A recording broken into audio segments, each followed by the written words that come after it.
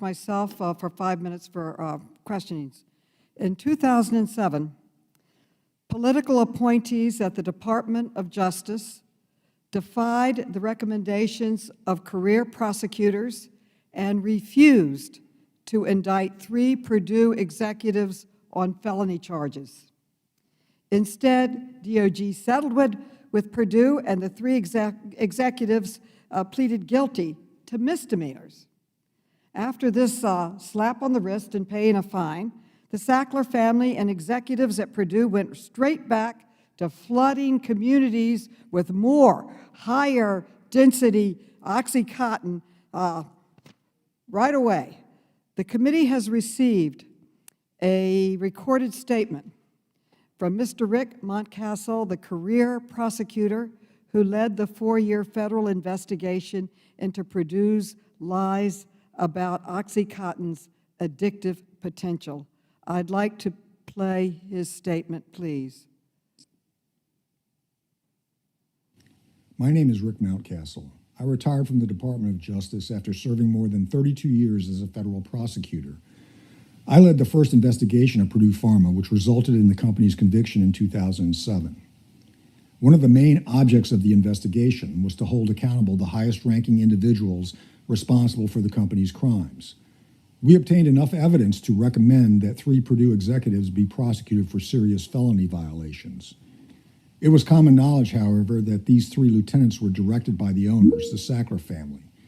We reasonably believed that when faced with a felony prosecution, one or more of the 3 would cooperate and implicate the responsible family members. But the leadership at the Department of Justice made a political decision and refused to allow felony prosecutions of any individual. No longer facing felony charges, the underlings could and would take the fall, thereby shielding responsible family members from accountability. I've now learned that after the 2007 guilty pleas, the Sackler family didn't even read the pleadings describing the criminal conduct.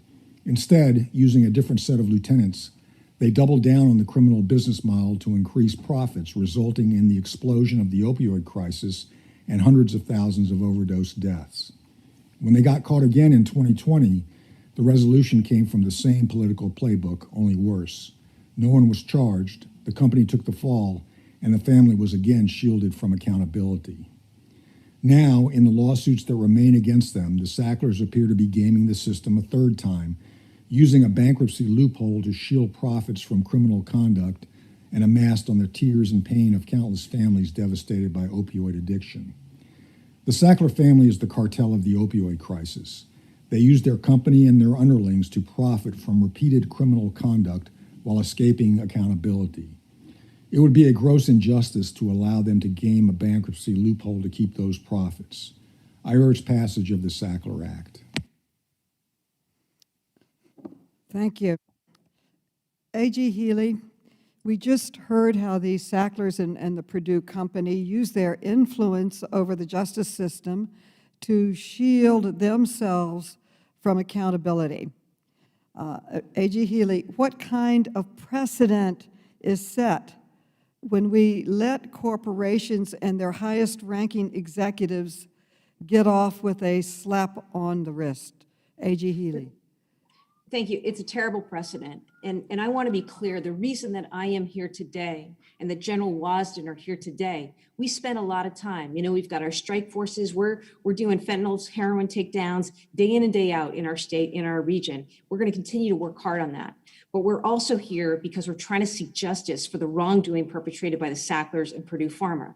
And right now, what we're telling members of this committee is that there is a loophole right now that prevents us from obtaining the very accountability that you want us to obtain for families in your districts and around the country. The Sacklers, whose actions with Purdue instigated a crisis that has claimed more lives than World War I, World War II, Korea, Vietnam, and the Gulf Wars combined, now want to abuse the bankruptcy process to escape liability. Their efforts, and I want to be really clear, because state AGs and DOJ are aligned on this, the Sacklers are seeking to use a loophole that will block us in law enforcement from being able to pursue our claims and vindicate those claims in court. We appreciate the committee's efforts and really hope this legislation passes. Yields back. Mr. Keefe, let me turn to you. The Sackler family reaped billions of dollars from the suffering of American families, yet they seem to always escape accountability. From your perspective, are the Sacklers poised to get away with it again? Your mic, Mike. Thank you. I do think, absent some surprise or some way to close this loophole, that it does appear to be the case that they will get away with it, in the sense that they will put up a share of their own fortune, but keep vastly more. What they have proposed to pay in order to resolve all of these cases in a final settlement is something just north of $4 billion. But they have an $11 billion fortune, and they're proposing to pay that out over 9 years. And so it's actually a situation in which they will not even have to dip into their principal on their fortune to do that. They will, having paid this money, they will end up richer than they are today. And acknowledge no wrongdoing. So I do think, yes, contrary to the suggestion earlier that victims are having their day in court, I would actually say that it's quite the opposite. I mean, I don't know whether any of the representatives have dialed into the hearings in the bankruptcy process over the last year or two. I suspect perhaps not. I have. And I would say victims are not getting their day in court. In fact, in instances in which victims have tried to intervene in that process directly and just be heard, just tell their stories about what they've lost, they have been shut out of the process. And so I do think that it seems very, very likely that if this loophole is used, a loophole which, as A.G. Wasden said, is illegal in some parts of the country, it will absolutely be the case that they will get away with it. During our December hearing, David and Kathy Sackler tried to deflect blame for the opioid epidemic in different directions, including the FDA, but they neglected to mention their family's critical role in influencing the FDA's approval of OxyContin, which misled the public on the dangers of this drug. How did FDA's original approval for OxyContin mislead the public about the addictive potential? How did it happen? Yeah, I think the excuse, oh, the FDA said it was okay, really, you should be as persuaded as that, as you are convinced that the FDA did a good job in the first instance. A few quick points that seem worth considering. The first is that a gentleman named Curtis Wright, who was the chief examiner at FDA in charge of approving not just OxyContin for sale to U.S. consumers, but also the marketing of the drug, about a year after he left the FDA, went to work for Purdue Pharma at 3 times his government salary. Richard Sackler was personally involved in conversations about when and how Curtis Wright should come and work at the company, having approved the drug.